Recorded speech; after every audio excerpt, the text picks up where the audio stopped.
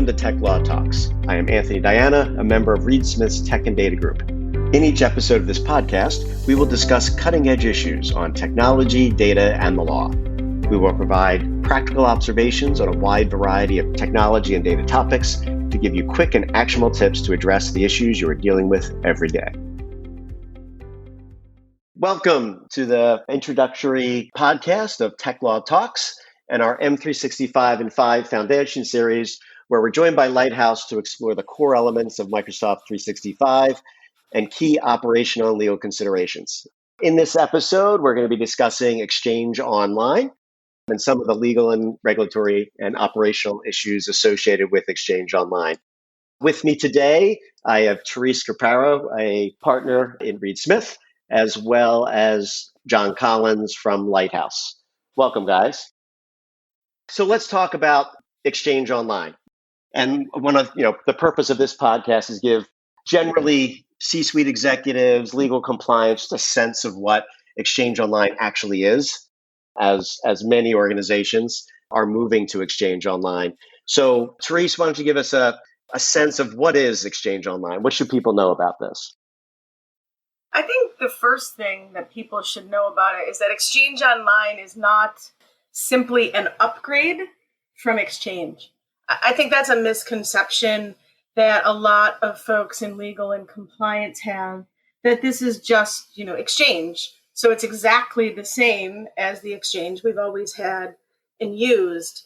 And the reality is that Exchange Online brings with it a whole host of new functionality that provides opportunities for more data to be stored in mailboxes, greater governance over that data, including for retention and disposal, but also, increased legal, regulatory, and operational risks, primarily because there's data that's stored in the Exchange mailbox that we've never had before, in the prior versions of Exchange, like My Analytics, which includes analytics about the activity of the user in the mailbox, or Sway, which are presentations and presentation software for different information, which of course just increases risks related to e-discovery, to compliance, and things like that. So I really think that's probably, for me, the most, the key thing to remember about Exchange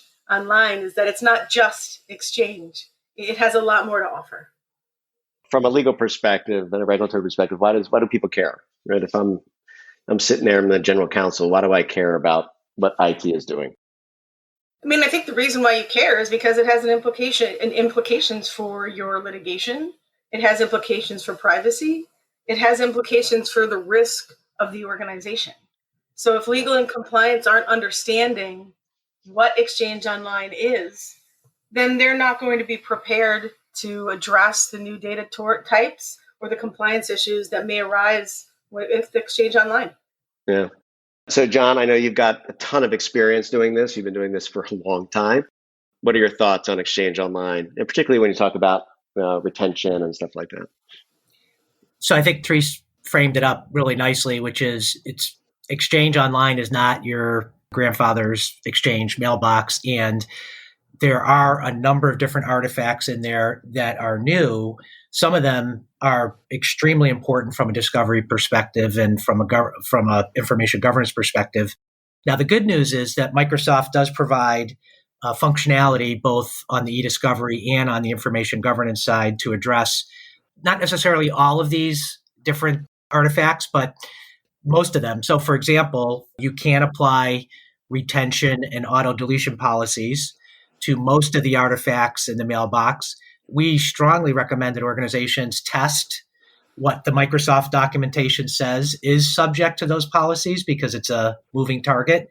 Sometimes the Microsoft documentation isn't up to date and doesn't tell you exactly what's subject to them. So, for instance, Therese mentioned Sway.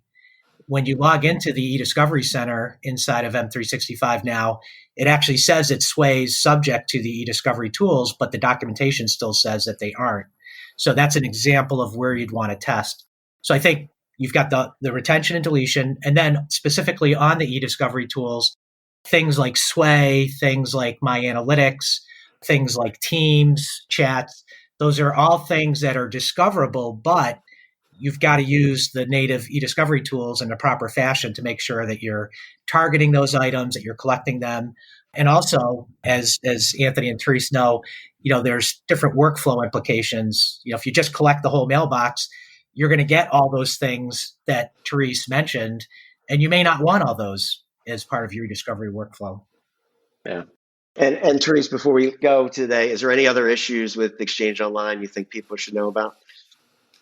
Yeah, the one other thing that I think folks should keep in mind is that, with 365 and Exchange Online comes the ability to search across the entire 365 tenant to find information, including email. That's not something that really was readily available in, prior versions of Exchange. And while that can be really difficult and challenging to do within 365 today, it does raise some questions about should people for e-discovery be required to search across the entire tenant to find email, say for a departed employee whose email may still be in someone else's mailbox, or if users are allowed to delete, could searching the whole tenant get you more email? Now, that's not typical. Right? Most people focus on the mailbox, and that's how 365 is designed. But it does raise some interesting questions for particular situations. Well, thanks. Thanks, Therese and John. Hopefully, everyone listening learned something today. We have a lot more to talk about on 365 in future podcasts, so hopefully you'll come and listen and learn. Thanks, everybody. Thank you. Tech Law Talks is a Reed Smith production. Our producer is Allie McCardle. For more information about Reed Smith's tech and data practice, please email techlawtalks@reedsmith.com. You can find our podcast on Spotify, Apple Podcasts, Google Podcasts, Stitcher, and reedsmith.com, and our social media accounts at Reed Smith LLP on LinkedIn, Facebook, and Twitter.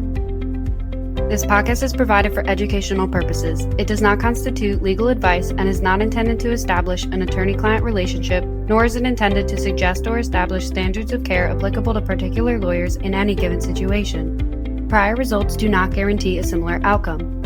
All rights reserved.